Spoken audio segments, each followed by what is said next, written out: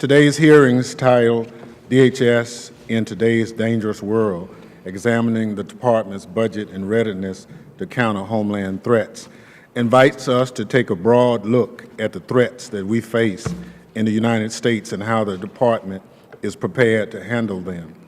Mr. Secretary, the current threat posed by foreign terrorist organizations such as ISIL and Al-Qaeda is significant and rightfully receive extensive attention. However, at the same time, anti-government and militia groups grew by 1/3 in 2015. In a study by the Triangle Center at Duke University, 74% of law enforcement identified anti-government groups as the top terrorist threat in their jurisdiction. Last year, we also witnessed a troubled surge of domestic terrorist groups. Mr. Secretary, you've stated that we have moved to a world that includes the threat of terrorist-inspired attacks where terrorists are motivated by something on the internet. Both right-wing extremists and foreign-inspired terrorists have used the internet to organize and plan attacks. For instance, just this weekend, a militia group organized on Twitter to attend and use force at presidential campaign events. Mr. Secretary, I want to hear from you how the Department is maintaining situational awareness and response capability during the increasingly violent presidential campaign season. I know that the Department has long recognized the threat from violent extremism and in 2015 established the Office of Community Partnerships. In its budget, the Department requests $49 million for countering violent extremism grants for emerging threats from violent extremism and complex coordinated attacks.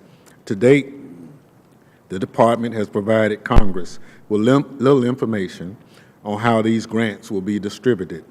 I hope that contained within forthcoming grant guidance are instructions for some of the funding to be directed at the prevention of right-wing extremist attacks. Mr. Secretary, as you've stated, and as both sides of the aisle agree, it is the state or local cop on the street that may prevent the next terrorist attack. With right-wing attacks on the rise and ISIL recruiting within our borders, it's baffling that cuts to state and local grants preparedness programs are in the budget.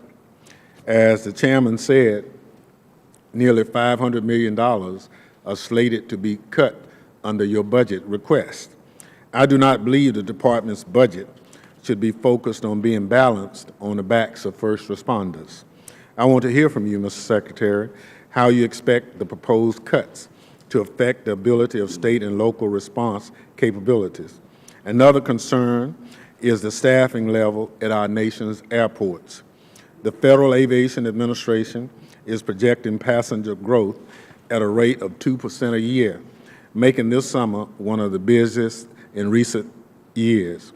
I, along with other members of this committee, continue to hear from large airports, such as the letter we received from the head of the Atlanta airport, that the infrastructure for many security lanes, but that they have the infrastructure, but due to staffing shortages, they can only use a small number of those lanes.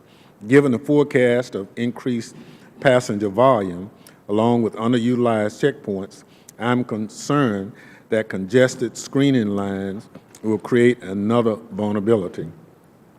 So we need to hear from you, Mr. Secretary, on that. We've done pre-check. It's been a good thing, but the lines are still getting longer. Also, let me suggest that you look at the TSA Behavioral Detection Program as a possibility for over 3,000 people who are, I would assume, doing a good job, but we've yet to be provided the science behind the behavioral detection program that says it works. And so we've spent a lot of money doing that. And if we don't have the science, let's put the men and women who are in that program in the position to provide relief to some of our airports. Additionally, I remain concerned about the Secret Service. I'm supportive of the budget request that reflects the recommendation of the Protective Mission Panel and the Office of Inspector General.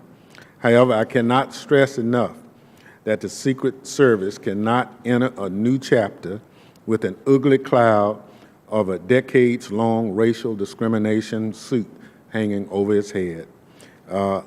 16 years, Mr. Secretary, is far too long. Let's put this baby to bed and get on with protecting and doing the job that our men and women do. Again, I don't have to tell you about morale. OPM does its annual report. We have to do something to get the morale up, and I look forward to your testimony, and I yield back, Mr. Chairman.